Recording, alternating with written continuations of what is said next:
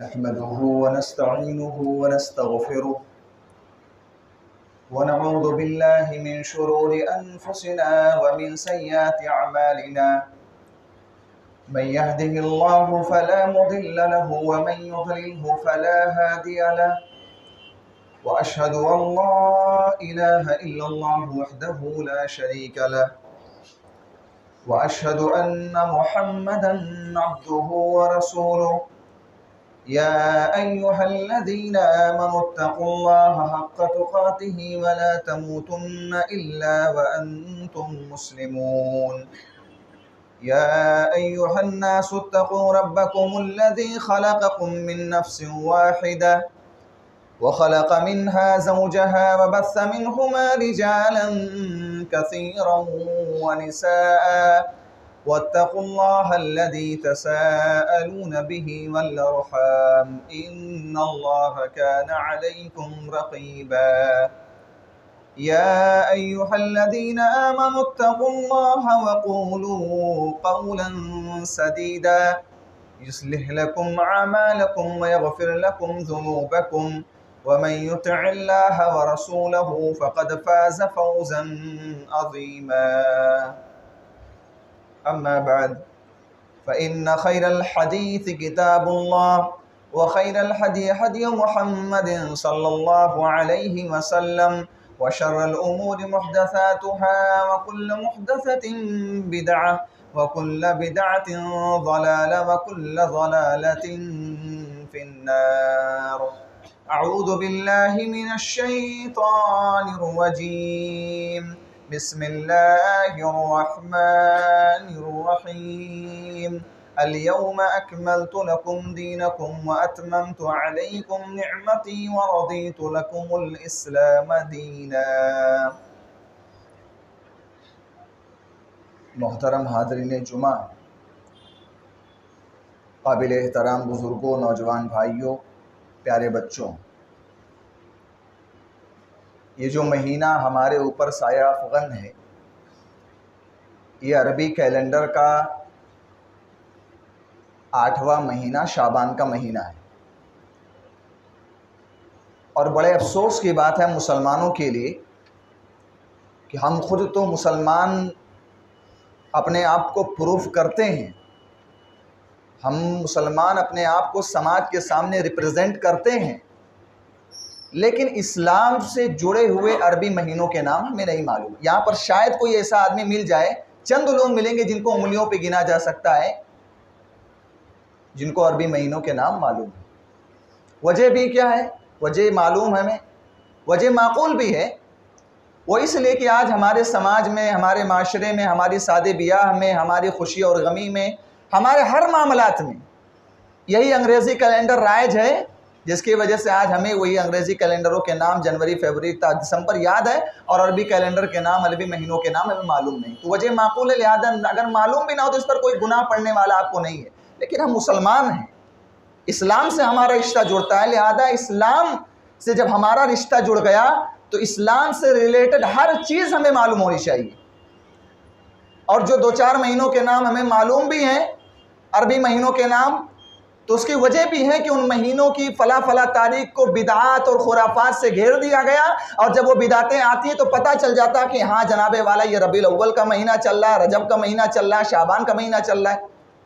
تو یہ جو مہینہ ہمارے اوپر رواں دواں ہے، ہمارے اوپر سایہ افغن ہے، یہ شعبان کا مہینہ ہے، اور ہم جانتے ہیں کہ شعبان کے مہینے کے اندر خصوصاً 15 شعبان کو شب برات کے موقع پر ہمارے سماج کے اندر، ہمارے معاشرے کے اندر بہت ساری بدعتیں، بہت سارے خرافات رائج ہیں۔ تو آج کے اس خطبہ جمعہ کے اندر ہم یہ دیکھیں کہ یہ جو بدعتیں ہوتی ہیں ربیع الاول کے موقع پر، رجب کے موقع پر، شعبان کے موقع پر، ان بدعتوں کی حقیقت کیا ہے، ان کے نقصانات کیا ہیں، ان کی تباہ کاریاں کیا ہیں، ان کے یہ خطرات کیا ہیں۔ تو قبل اس کے کہ میں اس کے نقصانات آپ کے سامنے بیان کروں، بدعات سے متعلق کچھ بنیادی باتیں ہم سمجھ لیتے ہیں۔ سب سے پہلا سوال تو یہی ہے کہ بدعت کہتے کس کو ہیں؟ عربی زبان میں بدعت کا مطلب ہوتا ہے کوئی ایسا کام کرنا جس کا پہلے سے کوئی اگزامپل موجود نہ ہو، جس کی پہلے سے کوئی نظیر، جس کی پہلے سے کوئی مثال موجود نہ ہو۔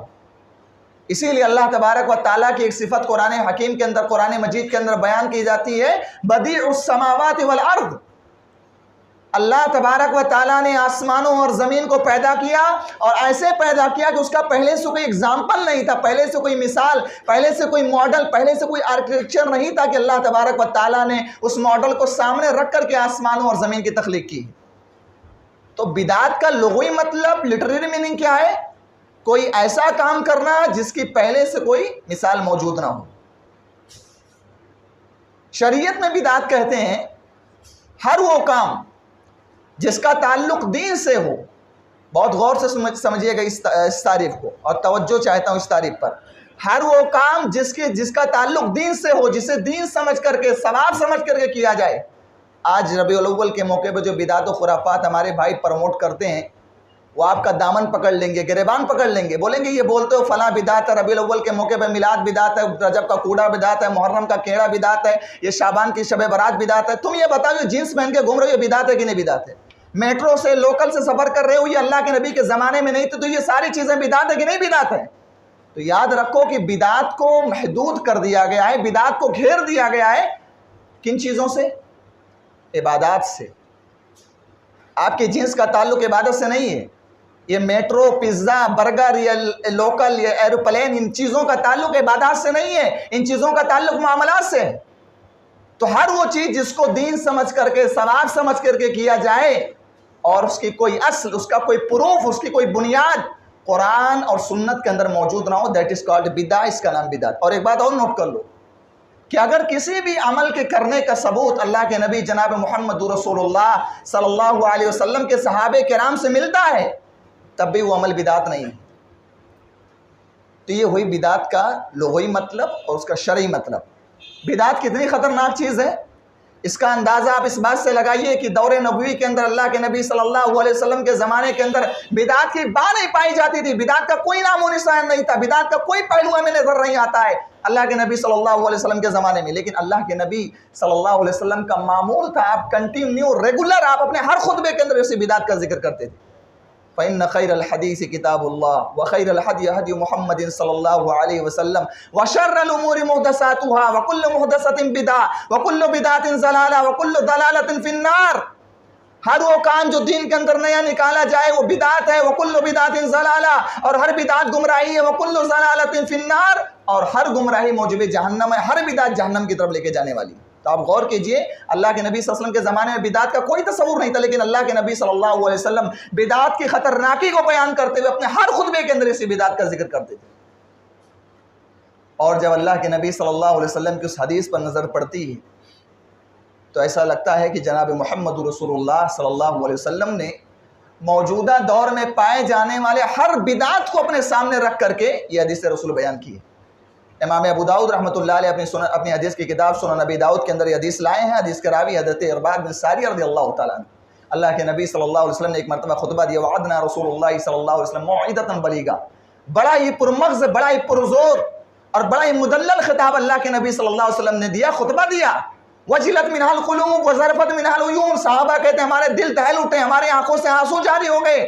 ہم نے کہا یا رسول اللہ کأنها موعظۃ مودع، اللہ کے نبی ایسا لگ رہا ہے یہ الوداعی نصیحت ہے، اے اللہ کے رسول ہم اس موقع کو غنیمت سمجھتے ہوئے آپ سے کچھ وصیت چاہتے ہیں، فاوصنا، اے اللہ کے رسول اس موقع پر ہمیں کچھ وصیت فرما دیجیے۔ اب اللہ کے نبی صلی اللہ علیہ وسلم اپنے صحابہ کو موسٹ امپورٹنٹ باتوں کی وصیت کرتے ہیں۔ اللہ کے نبی صلی اللہ علیہ وسلم کہتے ہیں اوصیکم بتقوی اللہ، علیکم بتقوی اللہ، میرے صحابہ جہاں بھی رہنا اللہ تبارک و تعالیٰ کا ڈر، اللہ کا خوف، اللہ کا تقوی تمہارے اندر ہونا چاہیے۔ مسجد کے اندر رہو تب بھی اللہ سے ڈرو، مارکیٹ کے اندر رہو تب بھی اللہ سے ڈرو، پبلک پلیس کے اندر رہو تب بھی اللہ سے ڈرو، پرائیویسی کے اندر، اکیلے گھر کے اندر ہو، بیڈ روم کی تنہائی ہے جہاں کوئی نہیں دیکھ رہا، وہاں بھی اللہ تبارک و تعالیٰ سے ڈرو۔ علیکم بتقوی اللہ، ہر جگہ ہر لمحہ اللہ تبارک و تعالیٰ کا تقوی تمہارے اندر ہونا چاہیے۔ والسمع والطاعہ، اور اپنے امیر کی، اپنے حاکم کی، اپنے سربراہ کی اطاعت کرنا، اگر اس کی بات قرآن و حدیث سے میل کھاتی ہے تب اس کی اطاعت کرنا۔ صحیح مسلم کی روایت ہے الا ان تروا کفرا بواحا، اگر تم اپنے امیر کی جانب سے، اپنے سربراہ، اپنے قائد، اپنے لیڈر کی جانب سے واضح طور پر کوئی ایسا کفر دیکھتے ہو جو اس کو اسلام سے خارج کر دیتا ہے، تب تم اس کی اطاعت مت کرنا۔ اگر اس کی بات قرآن و حدیث سے میچ کھا رہی ہے، اس کی بات قرآن و حدیث سے ٹکرا رہی ہے، تب تم ان تمام باتوں میں اس کی اطاعت تمہارے اوپر واجب ہے۔ اس کے بعد اللہ کے نبی صلی اللہ علیہ وسلم کہتے ہیں وَإِيَّاكُمْ وَمُحْدَثَاتِ الْأُمُورِ، میرے صحابہ دین کے اندر بدعات و خرافات سے نئے نئے کاموں سے بچتے رہنا۔ کیا ضرورت تھی اللہ کے نبی صلی اللہ علیہ وسلم کو آخری ٹکڑا لانے کی؟ اللہ کے نبی نے کہہ دیا نا علیکم بتقوی اللہ، اللہ کا ڈر اپنے اندر پیدا کرو، اللہ کا خوف اپنے اندر پیدا کرو۔ اور ظاہر سی بات ہے جس انسان کے دل کے اندر اللہ کا خوف، اللہ کا تقوی آ جائے گا، وہ بدعات کے قریب نہیں جائے گا، وہ میلاد نہیں منائے گا، وہ شعبان کی شب برات میں نہیں ملوث ہوگا، اپنے آپ کو ڈالے گا۔ لیکن اللہ کے نبی صلی اللہ علیہ وسلم نے بدعات کی خطرناکی کو بیان کیا کہ گرچہ تقوی تمہارے اندر ہو، اللہ کا خوف تمہارے اندر ہو، لیکن بدعات ایک ایسی چیز ہے کہ متقیوں کا تقوی پارا پارا ہو جاتا ہے بدعات کے سامنے۔ تو آپ دیکھیے کہ اللہ کے نبی صلی اللہ علیہ وسلم یہاں پر بھی بدعات کا ذکر کر رہے ہیں، اور یہ جو بدعات ہوتی ہے کبھی کبھی اس کا تعلق ہمارے عمل سے بھی ہوتا ہے، اور کبھی کبھی اس کا تعلق ہمارے عقیدے سے ہوتا ہے۔ عمل سے اس کا کیسے تعلق ہوتا ہے؟ مثال کے طور پر آج شعبان کی کتنی تاریخ؟ آج شعبان کی 6 تاریخ ہے، اور چند دنوں کے بعد 15 شعبان کی رات آنے والی ہے، جس کو ہمارے سماج کے اندر، ہمارے معاشرے کے اندر نام دے دیا گیا شب برات۔ آپ تصور سمجھ دماغ لگا سکتے ہو، تھوڑا ذہن دوہراؤ کہ کس طریقے سے ہمارے سماج کے اندر بدعتیں اپنا پیر پھیلا کے بیٹھی ہیں۔ طرح طرح کی بدعتیں ہمارے سماج میں، معاشرے کے اندر رائج ہیں۔ کیڑا بنایا جاتا ہے، طرح طرح کے پکوان بنائے جاتے ہیں، غریبوں کے اندر، مسکینوں کے اندر اس کو تقسیم کیا جاتا ہے، اور جس کے پاس پیسہ نہیں ہوتا ہے وہ جناب والا اس رسم کو اتنا مقدس اور اتنا متبرک سمجھتا ہے کہ وہ قرضہ لے کر کے اس عمل کو انجام دیتا ہے۔ یہ کیا ہے میرے بھائی؟ یہ سب یہ رسم و رواج، یہ بدعت و خرافات، تمام کی تمام چیزیں عملی بدعت ہیں۔ ہمارے سماج کے اندر دیکھ لیا جائے، حد تو وہاں ہو جاتی ہے کہ بعض گھروں کے اندر تو سنا گیا کہ وہاں پر منشیات، جن کا شمار منشیات کے اندر ہوتا ہے، جو تمام کی تمام چیزیں نشہ خوری کے زمرے میں آتی ہیں، وہ بھی گھروں کے اندر موجود رہتی ہیں، اس مقصد کے ساتھ کہ آج کی رات روحوں کی آمد کی رات ہے، آج کے اندر ہمارے متعلقین میں سے جن لوگوں کا انتقال ہو گیا ان کی روحیں آئیں گی، اور یہ سگریٹ، یہ تمباکو، یہ حقہ ان کو نوش فرمائیں گے، ان کا استعمال کریں گے۔ اور اس سے بڑھ کر کے آپ تصور کرو میرے بھائیو، آپ کو حیرانی اور تعجب ہوگی اس بات پر کہ گھروں کی خواتین، ہماری مائیں اور بہنیں جن کے ہاں جہالت بہت عام ہے، وہ بن سمر کر، زیب و زینت استعمال کر کے، زیب و زینت اختیار کر کے، میک اپ لگا کر کے بیٹھے رہتی ہیں، اس عقیدے کے ساتھ، اس مقصد کے ساتھ کہ آج میاں کی آمد کی رات ہے، اور ان کی آمد میں، اس کے استقبال میں بن سورنا اور زیب و زینت اختیار کرنا، میک اپ استعمال کرنا ہمارے اوپر لازم۔ یہ کیا ہے میرے بھائی؟ سب تو 15 شعبان کی رات یہ عملی بدعت ہے، اس کا کوئی تصور نہیں ہمارے دین سے۔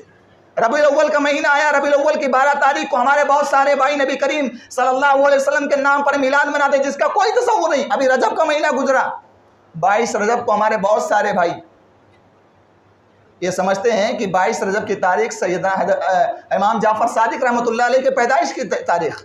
حالانکہ یہاں پر میں ایک بات واضح کر دینا چاہتا ہوں کہ امام جعفر صادق رحمۃ اللہ علیہ کا رجب کے مہینے سے کوئی تعلق نہیں ہے، نہ ان کی پیدائش رجب کے مہینے کے اندر ہوئی، نہ ان کی وفات رجب کے مہینے کے اندر ہوئی۔ 22 رجب یہ سیدنا امیر معاویہ رضی اللہ تعالیٰ عنہ کی وفات کی تاریخ ہے۔ اور جانتے ہیں آپ کہ شیعہ حضرات اللہ کے نبی صلی اللہ علیہ وسلم کی جلیل القدر صحابی سیدنا امیر معاویہ سے کتنی نفرتیں کرتے ہیں، کتنی نفرتیں ان کے ذہن و دماغ کے اندر بیٹھی ہیں، اور وہیں سے ہمارے سنی بھائیوں نے اس کو اخذ کر لیا، اور ہم پر اعتراض کرنے کے لیے، ہم پر طنز کرنے کے لیے، ہم پر کیچڑ اچھالنے کے لیے اس کو ہر سال 22 رجب کی تاریخ کو کوڑا بناتے ہیں اور ہم کو چڑھاتے ہیں میرے بھائی۔ تو کیا ہے؟ یہ بھی عملی بدعت ہے۔ 22 رجب کی تاریخ اللہ کے نبی صلی اللہ علیہ وسلم کے زمانے میں برابر آتی رہی، صحابہ کے زمانے میں برابر آتی رہی، تابعین، تبع تابعین، اسلاف امت کے زمانے میں برابر آتی رہی، کسی سے کوئی ثبوت نہیں۔ اور اگر اس کو سپوز کر لو، مان لو کہ 22 رجب کو امام جعفر صادق رحمۃ اللہ علیہ کی پیدائش ہوئی ہے، تو ان سے بھی کوئی ثبوت نہیں ملتا ہے کہ انہوں نے 22 رجب کو اس طریقے کوئی حرکت کی ہو، یا ان کے مرنے کے بعد اللہ کے نیک بندوں نے اس طریقہ کو کوئی، یہ ٹوٹل دین کے اندر نیا نکالا گیا کام ہے۔ تو عمل کی بھی بدعت ہوتی ہے۔ کچھ بدعتیں ایسی ہوتی ہیں جس کا تعلق ہمارے عقیدے سے ہوتا ہے۔ مثال کے طور پر یہ عقیدہ رکھنا کہ اللہ کے نبی صلی اللہ علیہ وسلم حاضر و ناظر ہیں، اللہ کے نبی عالم الغیب ہیں، ہم سب کچھ جانتے ہیں، ما کان وما یکون کا علم اللہ کے نبی صلی اللہ علیہ وسلم کے پاس ہے۔ اب ظاہر سی بات ہے یہ عقیدہ صحابہ کا نہیں تھا، یہ عقیدہ ہمیں قرآن نہیں بتاتا، یہ عقیدہ ہمیں نبی کی حدیثیں نہیں بتاتی ہیں۔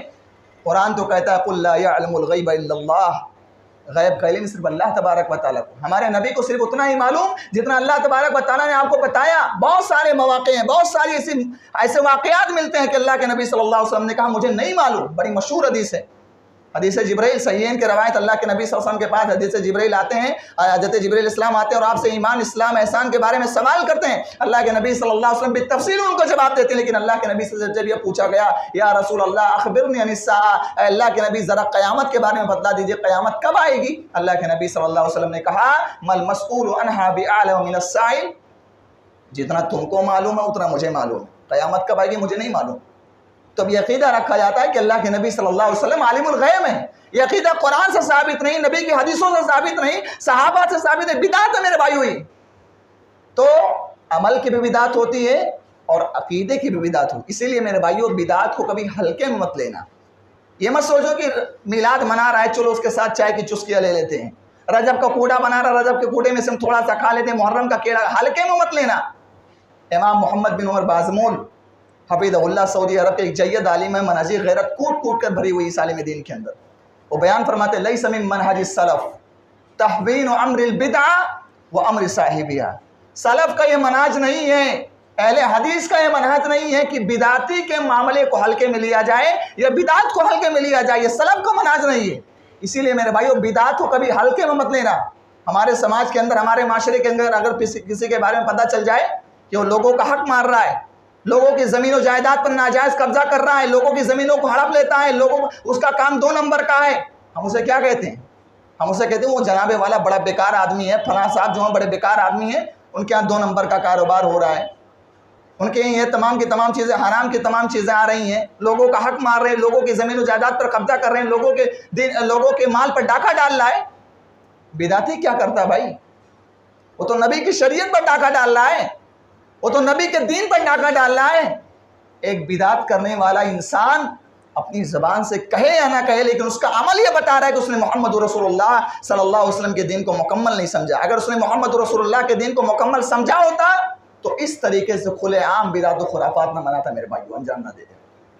تو بدعت کو میرے بھائیو ہمیں ہلکے میں نہیں لینا ہے۔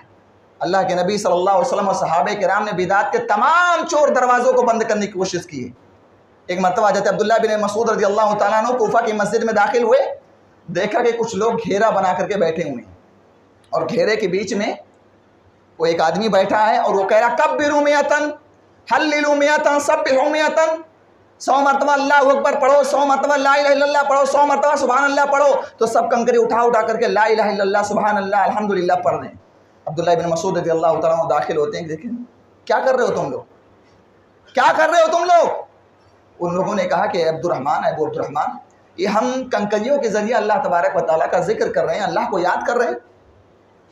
حضرت عبداللہ بن مسعود رضی اللہ تعالیٰ نے کہا ادوا سیئاتکم، او لوگو تم اپنے گناہوں کو گنو، میں گارنٹی لیتا ہوں اللہ کی بارگاہ میں تمہاری کوئی نیکی ضائع و برباد ہونے والی ہے۔ وَيَحْكُمْ يَا أُمَّةَ محمد، اے امت محمد یہ بربادی ہو تمہارے لیے، مَا أَسْرَعَ هَلَكَتُكُمْ، تم اتنی جلدی برباد ہو گئے، تم اتنی جلدی تباہی اور بربادی کے دہانے پہ آ گئے۔ ہؤلاء صحابۃ نبیکم متوافرون، ابھی نبی کے صحابہ زندہ ہیں، وثیاب لم تبل، ابھی نبی کے کپڑے نہیں پرانے ہوئے، وآنیۃ لم تکسر، ابھی نبی کے برتن میں نہیں ٹوٹے، اور تم نے دین کے اندر بدعت و خرافات کو رائج کرنا شروع کر دیا ہے۔ انکم لعلی والذی نفس بیدی انکم لعلی ملت ہی اہدی من ملت محمد، او لوگوں کان کھول کر سن لو، اس اللہ کی قسم جس کے ہاتھ میں میری جان ہے، یا تو تم محمد رسول اللہ سے بڑھ کر دین پر چلنے والے بن گئے ہو اور مفتتحوا باب ضلالت، یا تم بدعات و خرافات و گمراہی کا راستہ کھول لے ہو۔ ان لوگوں نے دیکھا کہ حضرت عبداللہ بن مسعود بہت غصے میں آ رہے ہیں، بہت طیش میں آ رہے ہیں۔ ان لوگوں نے کہا اے ابو عبد الرحمن ما اردنا الا الخیر، ہمارا یہاں بیٹھنے کا کوئی غلط مقصد نہیں ہے، ہم یہاں جوا کرنے کے لیے نہیں آئے، شراب نوشی کرنے کے لیے نہیں آئے، ما اردنا الا الخیر، ہم اچھے مقصد کے تحت بیٹھے ہیں۔ عبداللہ ابن مسعود رضی اللہ تعالیٰ عنہ نے جو جملہ استعمال کیا میرے بھائیو، ہر اس انسان کے لیے قابل غور ہے جو دین کے اندر بدعت و خرافات کو دین کا حصہ سمجھتا ہے۔ عبداللہ ابن مسعود نے کہا کم من مرید للخیر لن یصیبہ، مقصد تمہارا اچھا ہے، ارادہ اچھا ہے، مقصد کے اچھا ہو جانے سے، ارادے کے اچھا ہو جانے سے یہ لازم نہیں آتا کہ تمہارا اچھا عمل اچھا ہے۔ آپ دیکھ لو محرم کا مہینہ آتا ہے، وہ نوجوان جو پورا سال مسجد کے اندر نظر نہیں آتا، جس کے چہرے پر نبی صلی اللہ علیہ وسلم کی ایک سنت نظر نہیں آتی، چہرے پر ایک ٹوپی نظر نہیں آتی، محرم کی 10 تاریخ کو دیکھ لو نہا دھو کر کے کرتا پائجامہ پہن کر ٹوپی لگا کر آگے بالکل سب میں اگلی سب میں نظر آتا ہے، عرس میں اگلی سب میں نظر آتا ہے۔ وہ آل رسول کی محبت ہے، حضرت حسین کی محبت ہے، ارادہ تو گڑبڑ نہیں ہے، نیت تو گڑبڑ نہیں ہے، ارادہ صحیح ہے، نیت صحیح ہے، عمل گڑبڑ ہے۔ تو کسی انسان کے ارادہ اور اس کے عمل کے صحیح ہو جانے سے میرے بھائیو لازم نہیں آتا کہ وہ عمل صحیح ہو۔ بہت سارے ایسے واقعات ملتے ہیں، شعبان کے موقع پر ان سے ملاقات کرو، کیوں کر رہے ہو؟ نمازیں تو پڑھ رہے ہیں، قرآن کی تلاوت تو کر رہے ہیں، منع کہاں ہے؟ منع ہے، نبی صلی اللہ علیہ وسلم نے نہیں کیا ہے، نبی کے صحابہ نے نہیں کیا، اسی لیے عمل اس کو بدعت کہتے ہیں ڈنکے کی چوٹ پر۔ تو عبداللہ ابن مسعود رضی اللہ تعالیٰ عنہ نے کہا کم من مرید للخیر لن یصیبہ، غلط کر رہے ہو تم لوگ، چھوڑ دو تم اس عمل کو ورنہ گمراہ ہو جاؤ گے، برباد ہو جائے گی تمہاری ساری نیکیاں، جہنم کے راستے پہ جا رہے ہو۔ تو بھائیوں کبھی ہم بدعات کو ہلکے میں نہ لیں، گرچہ وہ عمل ہمیں کتنے خوبصورت طریقے سے پیش کیا جا رہا ہو۔ آج تو ترقی کا زمانہ ہے، ماڈرنائزیشن کا دور ہے، شیطان نے بدعات و خرافات کو خوبصورت لفافے میں پیش کر کے رکھ دیا، بدعتیں ہم دین کا حصہ سمجھ رہے ہیں۔ آج کتنا بھی خوبصورت عمل ہو، نماز کی شکل میں ہو، قرآن کی تلاوت کی شکل میں ہو، کسی بھی شکل میں ہو، اگر وہ عمل اللہ کے نبی صلی اللہ علیہ وسلم اور نبی کے صحابہ نے نہیں کیا، بدعت ہے میرے بھائیو، بدعت۔ عبداللہ ابن عمر رضی اللہ تعالیٰ عنہ بیان فرماتے ہیں کل بدعت ضلالہ وَإِن رَاهَا النَّاسُ حَسَنًا، ہر بدعت گمراہی ہے اگرچہ لوگ اس کو اچھا سمجھ لیں، لوگوں کی نظر میں اچھا لگنا یہ اس بات کی دلیل نہیں ہے کہ وہ عمل اچھا ہے۔ 12 ربیع الاول کی تاریخ کو دیکھ لو، دیکھنے میں کتنا بہترین منظر لگتا ہے، نبی کی محبت کے نام پہ لوگ نکلتے ہیں، مسلمانوں کی ایک بڑی تعداد اس میں شریک ہوتی ہے، مسلمانوں کی اجتماعیت کا ثبوت ملتا ہے، لوگوں کو بڑا اچھا لگتا ہے۔ لوگوں کی نظر میں اچھا لگنا، یہ سماج کی نظر میں اچھا لگنا، ہماری نظر میں اچھا لگنا اس بات کی دلیل نہیں ہے میرے بھائیوں کہ وہ عمل اچھا ہے۔ اچھا تب ہے جب رسول کی نظر میں اچھا ہے، اچھا تب ہے جب قرآن کی نظر میں اچھا ہے، اچھا تب ہے جب اللہ کی نظر میں اچھا ہے، ورنہ بدعت ہے وہ۔ اور آپ کو معلوم ہونا چاہیے کہ بدعت جو ہوتی ہے اس کو ریپرزینٹ کرنے میں، اس کو پرموٹ کرنے میں شیطان کا بہت بڑا ہاتھ ہے۔ امام سفیان الثوری 2 صدی ہجری کے بہت بڑے عالم ہیں، بیان فرماتے ہیں ان البدعۃ احب الی ابلیس من المعصیہ، یہ جو بدعت ہوتی ہے نا، بدعت شیطان کو گناہوں سے زیادہ پیاری ہے۔ شراب اتنی پیاری نہیں ہے، زنا اتنا پیارا نہیں ہے، غلط کام، عام جو غلط کام ہے، نارمل جو غلط کام اتنے پیارے نہیں ہیں جتنی پیاری بدعت ہے۔ کیوں؟ لأن البدعۃ لا یتاب عنها والمعصیۃ یتاب عنها، اس لیے کہ عام جو گناہ ہے، انسان سے زنا ہو گیا، اللہ تبارک و تعالیٰ نے توفیق دے دی، وہ انسان توبہ کر لے گا، شراب پی لیا توبہ کر لے گا، زنا کر لیا توبہ کر لے گا، چوری کر لیا توبہ کر لے گا، لیکن یہ بدعت ہوتی ہے لا یتاب عنها، انسان کو توفیق نہیں ملتی کہ اس بدعت سے توبہ کر لے۔ تو میرے بھائیو بدعت کو پرموٹ کرنے میں یا بدعت کو کرانے میں شیطان کا بہت بڑا ہاتھ ہے، شیطان یہ بدعت کو بہت زیادہ پسند کرتا ہے گناہوں کے مقابلے میں۔ اور ایک بات اور نوٹ کر لو، یہ جو بدعت ہوتی ہے، بدعت اگر کوئی انسان، آپ کو معلوم ہے کہ وہ انسان بدعت و خرافات میں ملوث ہے، 15 شعبان کو شب برات کے موقع پر بدعت و خرافات میں لگا ہوا ہے، یا 12 ربیع الاول کی تاریخ کو میلاد منا رہا ہے، یا محرم کا کیڑا بنا کے کھا رہا ہے، یا 22 رجب کو کونڈا بنا کے پکوان بنا کے بانٹ رہا ہے، ایسے انسان کو اپنے گھر کے اندر پناہ دینا بھی حرام ہے۔ آپ کے اوپر اللہ کی لعنت برسے گی اگر ایسے انسان کو اپنے گھر کے اندر پناہ دے رہے ہو۔ اور یہ بات میں اپنی طرف سے نہیں کر رہا ہوں، ساری باتیں حوالے کی روشنی میں بیان کر رہا ہوں، حدیث کی روشنی میں بیان کروں۔ اللہ کے نبی صلی اللہ علیہ وسلم نے بیان فرمایا لعن اللہ من آوى محدثا، اللہ تبارک و تعالیٰ کی لعنت ہوتی ہے ایسے انسان پر جو کسی محدث کو، جو کسی بدعتی کو اپنے گھر کے اندر پناہ دے دے۔ بدعتی کو پناہ دینا بھی گھر کے اندر حرام ہے، لعنت کا سبب ہے۔ اسی طریقے سے امام فضیل ابن عیاض رحمۃ اللہ علیہ کا قول شرح السنہ کے اندر امام بربہاری رحمۃ اللہ علیہ ذکر کرتے ہیں۔ امام فضیل ابن عیاض 2 صدی ہجری کے بہت بڑے عالم و بیان فرماتے ہیں من عظم صاحب بدعت فقد عان علی عدم الاسلام، جو کسی بدعتی کی تعظیم کرتا ہے، اس کو اونچا مقام دیتا ہے، اس کی رسپیکٹ کرتا ہے، گویا کہ اس نے اسلام کے قلعے کو منہدم کرنے میں اس کی مدد کی ہے۔ ومن تبسم فی وجہ مقتدی فقد استخف بما انزل اللہ، اور جو کسی بدعتی کو دیکھ کر مسکرا دیتا ہے، کوئی آدمی شعبان کے مہینے میں شب برات میں لگا ہوا ہے، نبی صلی اللہ علیہ وسلم کے نام پر 12 ربیع الاول کی تاریخ کو میلاد منا رہا ہے، محرم میں عرس کر رہا ہے، یا رجب کی 22 تاریخ کو کوڑا بنا رہا ہے، اور آپ اس کے عمل کو دیکھ کر مسکرا رہے ہو، آپ اس کے عمل کو دیکھ کر خوشی کا اظہار کر رہے ہو، اللہ کے نبی امام فضیل ابن عیاض رحمۃ اللہ علیہ کہتے ہیں فقد استخف بما انزل اللہ، گویا کہ تم نے اللہ کے نبی صلی اللہ علیہ وسلم کی نازل کردہ، رب تعالیٰ کی نازل کردہ شریعت کا مذاق اڑایا ہے۔ ومن زوج کریمتہ من مبتدع، اور جو کسی بدعتی کو اپنی بیٹی دے دی، آج سماج کے اندر عام ہو گیا، بالکل پتہ چل جائے کہ سعودی عرب کے اندر وہ لڑکا کما رہا ہے، بڑی پراپرٹی ہے، بڑی دولت کا مالک ہے، گورنمنٹ جاب ہے، معلوم ہونے کے باوجود کہ شرک میں لت پت ہے اس کا پورا گھرانہ، بدعت و خرافات میں لت پت ہے۔ ہمارے یہاں شادی بیاہ کے موقع پر پیسے کو معیار بنا دیا کہ بدعتی گھرانے کے اندر اپنی لڑکیاں دے دی جائے، یہ ہم سماج کی کڑوی حقیقت بیان کر رہا ہوں۔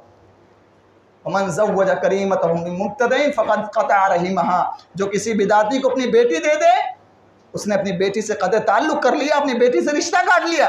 ومن تبع جنازۃ من مبتدع، اور جو کسی بدعتی کے جنازے میں شریک ہو جائے لم یزل فی سخط اللہ حتی یرجع، تو اس وقت تک اللہ تبارک و تعالیٰ کی ناراضگی، اس کے غضب اس کے اوپر نازل ہوتا ہے حتی یرجع، جب تک کہ وہ انسان واپس نہ آ جائے۔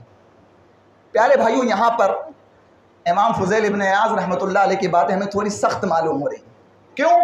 2 صدی ہجری کے عالم ہیں، صحابہ کے بعد ان کی نسل ہے، اتنی سخت باتیں کیوں کر رہے ہیں؟ کیونکہ انہوں نے بدعت کے خطرے کو اپنی آنکھوں سے دیکھا تھا، انہوں نے خوارج کا فتنہ دیکھا، انہوں نے روافض کا فتنہ دیکھا۔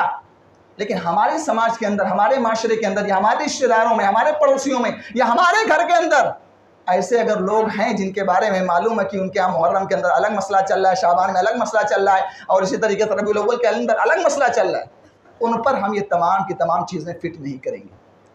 یہ سیدھے سادھے لوگ ہیں، سادہ لوگ ہیں، ان کو پھنسایا گیا اس معاملے میں، ان کو ایسی پٹھی پڑھا دی گئی ہے، ان کے ذہن و دماغ کے اندر ایسا ڈال دیا گیا ہے کہ 22 رجب کو جو تو کر رہا ہے وہی دین ہے، 12 ربیع الاول کی تاریخ کو جو تو کر رہا ہے وہی دین ہے، 15 شعبان کی تاریخ کو جو تو کر رہا ہے وہی دین ہے، محرم کی 10 تاریخ کو جو تو انجام دے رہا عمل انجام دے رہا وہی دین ہے، اور جو نہیں کر رہا ہے وہ نبی کا گستاخ ہے، صحابہ کا گستاخ ہے، حضرت حسین کا گستاخ ہے۔ اب اگر وہی طریقہ ہم نے اپنا لیا جو ان کو ان کے علماء نے سکھلا دیا ہے، اللہ کی قسم منبر رسول سے کہہ رہا ہوں، قیامت آ جائے گی، پوری زندگی ہم ان کو دعوت و تبلیغ کا کام نہیں سکھا سکتے ہیں۔ ہمیں انہیں قریب لانا ہے اپنے دعوت سے، اپنے منہج سے، اپنے کردار سے، اپنے اخلاق سے۔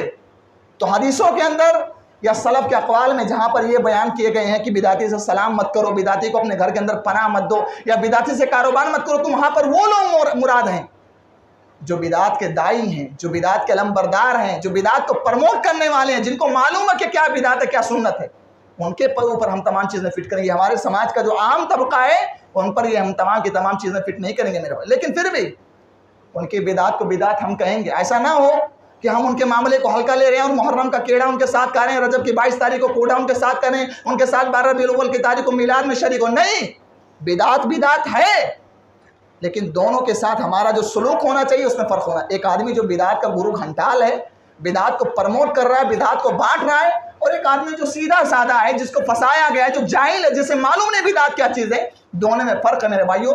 تو ہمارے سماج کے اندر جو عام طبقہ بدعت و خرافات ہے، ان پر نبی صلی اللہ علیہ وسلم کی تمام حدیثیں یا اسی طریقے سے سلف کے اقوال ہم فٹ نہیں کریں، ان پر ان کے علماء پر وہ تمام کی تمام چیزیں فٹ ہوں۔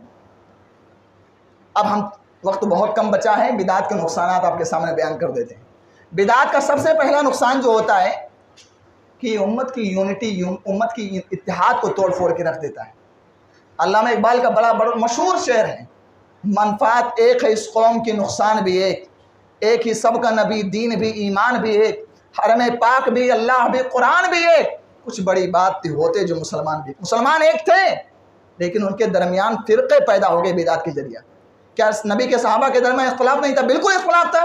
بہت سارے ایسے مسئلے ملتے ہیں، بہت سارے ایسے اسٹینڈ ملتے ہیں جہاں پر حضرت عبداللہ بن مسعود رضی اللہ تعالیٰ عنہ کا اسٹینڈ، ان کا نظریہ الگ ہے، ابن عباس رضی اللہ تعالیٰ عنہ کا نظریہ الگ ہے۔ اور ایک بات اور نوٹ کر لو کہ صحابہ کرام رضوان اللہ تعالیٰ علیہم اجمعین کے درمیان جو اختلافات تھے وہ تعصب کی بنیاد پہ نہیں تھے جو آج ہمارے سماج کے اندر پنپ رہی ہے۔ ان کے ہاں جو اختلافات تھے وہ دلائل کی بنیاد پر تھے۔ اگر کسی صحابی کو پتہ چل جاتا کہ اس معاملے میں جو میرا نظریہ ہے، جو میرا اسٹینڈ ہے، اس معاملے میں نبی کریم صلی اللہ علیہ وسلم کی حدیث موجود ہے، صحابی فوراً رجوع کر لیتا تھا۔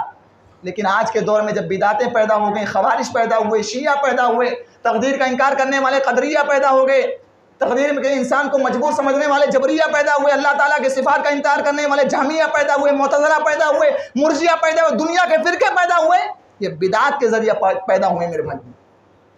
تو بدعت کا سب سے پہلا نقصان کیا ہے؟ اس نے ہماری امت، ہماری اتحاد اور ہماری یونٹی کو ختم کر کے رکھ دیا۔ آج دیکھ لو ہمیں کیوں نہیں گلے لگانے کو تیار ہیں؟ کیوں؟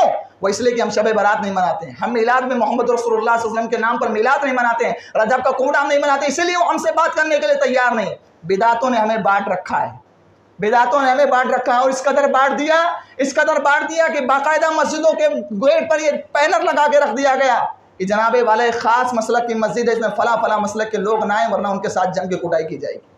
کیا ہے میرے بھائی یہ سر؟ علامہ اقبال کا بڑا مشہور شعر ہے، فرقہ بندی ہے کہیں اور کہیں ذاتیں، کیا زمانے میں پنپنے کی ہی باتیں؟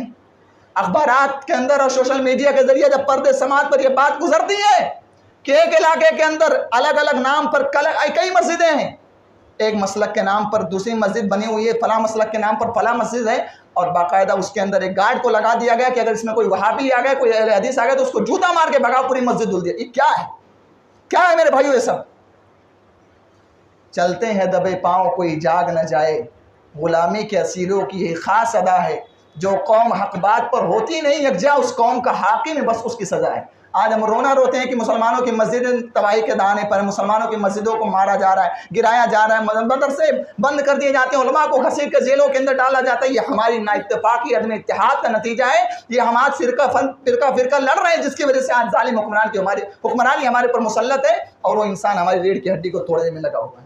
تو بدعت کا سب سے پہلا نقصان، اس نے ہمیں فرقوں میں بانٹ کے رکھ دیا ہے۔ تو وہابی ہے، تو فلاں ہے، تو فلاں ہے، تو اہل حدیث ہے، تو فلاں، اس کو ہمیں گروہوں میں تقسیم کر دیا گیا، جس کی وجہ سے آج بدعت کا سب سے پہلا نقصان میرے بھائیو یہ ہو رہا ہے۔ دوسرا نقصان، بدعت جو ہوتا ہے نا، بدعت، وہ بدعتی انسان کو حسن ظن میں مبتلا رکھتی ہے۔ وہ سمجھتا ہے کہ میں جو کر رہا ہوں وہی دین ہے، اور اللہ تبارک و تعالیٰ کے جنت کنفرم ہو چکی ہے میری۔ آپ دیکھ لو، وہ انسان جو کبھی پورا سال مسجد کے اندر نظر نہیں آتا ہے، ربیع الاول کے موقع پہ دیکھ لو کس قدر خوشی مناتا ہے۔ جس کے چہرے پر نبی کریم صلی اللہ علیہ وسلم کی ایک سنت نظر نہیں آتی، وہ بڑا محبت رسول کا دعوے دار بنتا ہے۔ کہیں کیک کاٹے جا رہے 12 ربیع الاول کے نام پر، کہیں گاڑی نکال کر کے ڈانس کیا جاتا ہے، ڈی جے بجائے جاتے ہیں۔ ارے جس نبی کی تعلیم یہ ہے، اماطۃ الاذى عن الطریق، صدقہ، راستے سے تکلیف دہ چیزوں کو ہٹا دیا جائے، صدقہ نام ہے اس کا۔ آج اسے محمد رسول اللہ صلی اللہ علیہ وسلم کی محبت کے نام پر راستے بلاک کیے جاتے ہیں، اور اسے محبت رسول کا نام دے دیا گیا۔ کیا ہے میرے بھائی یہ سب؟ آج اسی رسول کے نام پر راستے بلاک کر کے یہ نام دے دیا گیا کہ یہی دین ہے، یہی محبت رسول حقیقی معنوں میں ہے۔ اور جو یہ لوگ کر رہے ہیں نا، اللہ کی قسم پوری زندگی سمجھا دو کہ نہیں سمجھنے والے وہ لوگ، ان کی نظر میں یہی دین ہے، ثواب کا کام ہے۔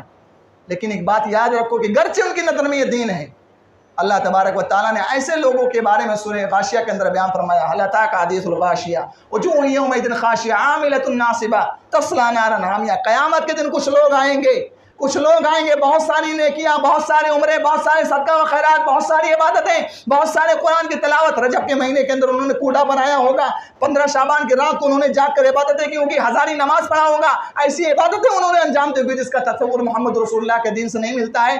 عاملۃ ناصبہ، اللہ تبارک و تعالیٰ کہتا ہے عمل کر کے تھک چکے ہوں گے، تھک کے چور ہو چکے ہوں گے، تصلیٰ نارا حامیہ، عمل کرنے کے باوجود جہنم میں جا رہے ہیں۔ کیوں؟ کیونکہ وہ عمل اس کسوٹی پہ نہیں ہے جو کسوٹی محمد رسول اللہ ہمیں اور آپ کو دے کر کے گئے۔ اللہ کسوٹی کیا ہے میرے بھائی؟ کسوٹی بس یہی ہے کہ وہ عمل اللہ تبارک و تعالیٰ کے لیے کیا جائے، اور وہ عمل محمد رسول اللہ صلی اللہ علیہ وسلم کے طریقے پہ کیا جائے، ورنہ وہ بدعت۔ من احدث فی امرنا ھذا ما لیس منہ فہو رد۔ جس نے ہماری شریعت کے اندر کوئی ایسا کام کیا جو ہمارے منہج پر نہیں ہے، ہمارے طریقے پر نہیں ہے، فہو رد، مردود ہے، ریجیکٹڈ ہے۔ آج تو باقاعدہ بدعت کو پروموٹ کرنے والے بدعت کے علامہ حضرات بڑی بڑی ٹوپیاں لگا کے اسٹیجوں پر آگے کہتے ہیں، ان سے پوچھو ان وہابیوں سے، ان کو بڑی تکلیف ہے ہمارے تیجے سے، ہمارے 40ویں سے، ہمارے شب برات کے موقع پر ہمارے حلوے سے بڑی تکلیف رہتی ہے ان کو۔ ان سے پوچھو منع کہاں ہے؟ پیارے بھائیو، اگر اس کو دلیل بنا دیا جائے منع کہاں ہے، تو ہمارا دین تو حیدرآباد کے حلیم، ممبئی کا وڑا پاؤ بن جائے، جیسے چاہے بنا کے کھا لو۔ بھائی ہماری شریعت کے اندر یہ قطعاً نہیں چلے گا، منع کہاں ہے؟ اگر اس کو اصول بنا لیا گیا منع کہاں ہے، تو 5 وقتہ نمازیں کتنی ہیں؟ 5 ہی نمازیں۔ میں کہتا ہوں ظہر اور فجر اور عصر کے درمیان لمبا وقفہ ہو جاتا ہے، 5 گھنٹے کا وقفہ ہو رہا ہے، ایک نماز اور ایڈ کر لو۔ کوئی آ کے بولے یہ کہاں سے نماز آ گئی، میں کہوں گا منع کہاں ہے؟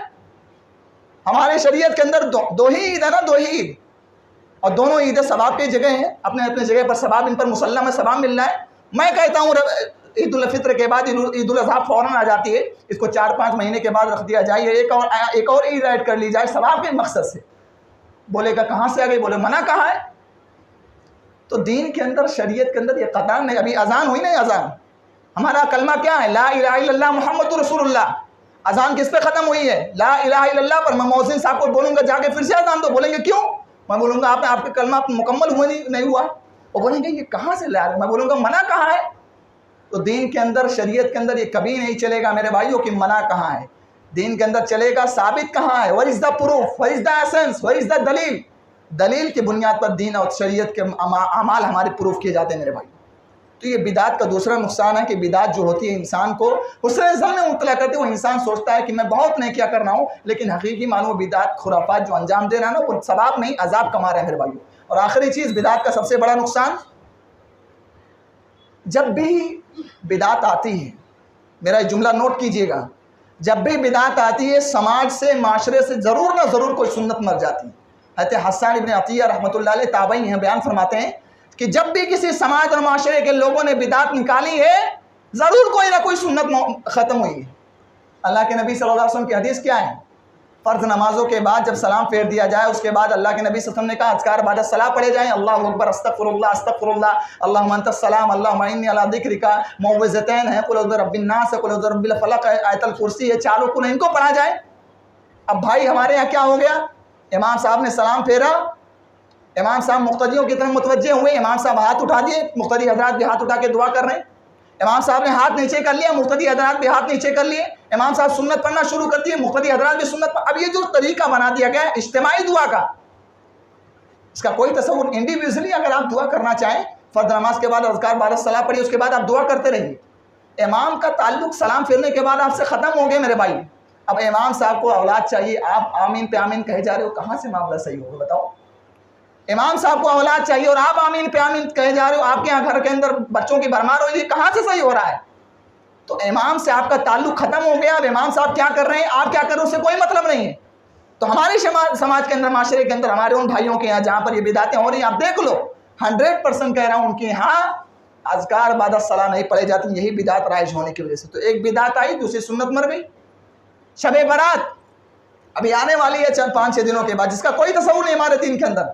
لوگ جاگ رہے ہیں، عبادتیں کر رہے ہیں، دعائیں کر رہے ہیں، قرآن کی تلاوت کر رہے ہیں، ہزاری نمازیں پڑھ رہے ہیں، جس کا کوئی تصور نہیں، نہ نبی نے کیا نہ صحابہ نے کیا۔ اور شب قدر جس میں محمد رسول اللہ جاگے ہیں، جس میں نبی کریم صلی اللہ علیہ وسلم کے ازواج مطہرات جاگے ہیں، جس میں صحابہ کرام کا عمل ملتا ہے، اس میں پوری امت سو رہی ہے، یا جو بیچارے جاگ رہے ہو بریانی بنانے میں لگے ہوئے۔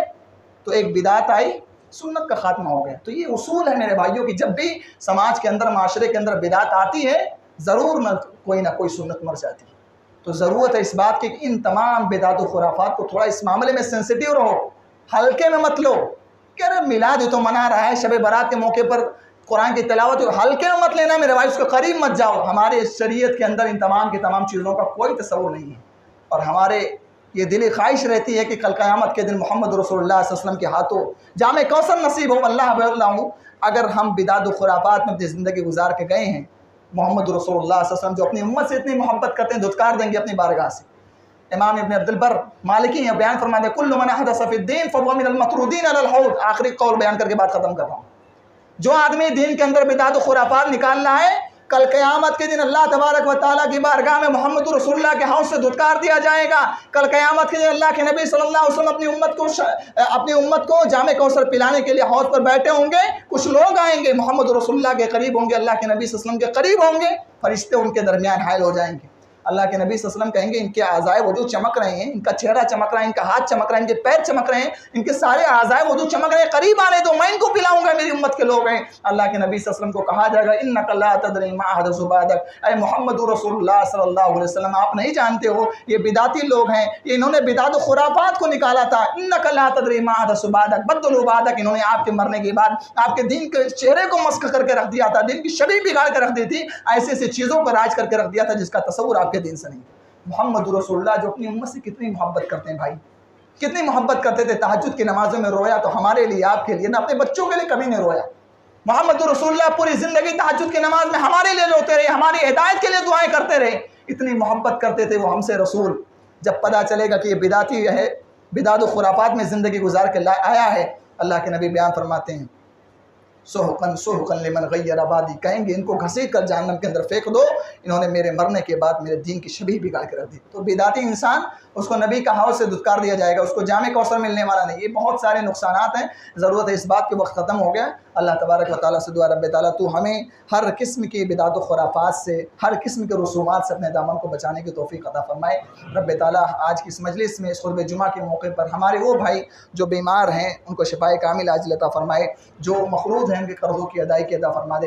الہ العالمین ہماری ماں اور بہنوں کو اپنی عصمت و عفت کی حفاظت کرنے کی توفیق عطا فرمائے۔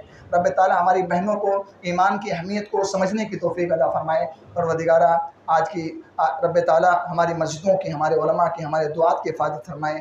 پروردگار جب تک اس کائنات کے اندر رکھ، ایمان بالخیر پر رکھ، اور خاتمہ بھی ایمان بالخیر پر، آمین۔ وآخر دعوانا الحمد للہ رب العالمین۔